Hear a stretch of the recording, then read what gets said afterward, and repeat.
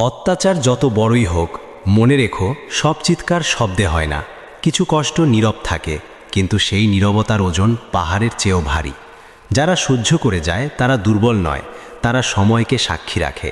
কারণ মানুষের নীরব অভিশাপ ধীরে ধীরে জমে, আর একদিন পাথরের মতো শক্ত দেয়ালও ভেঙে পড়ে।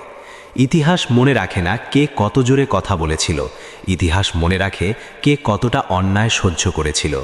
সময় আসবেই, আর তখন নীরবতাই হবে সবচেয়ে বড় প্রতিশোধ।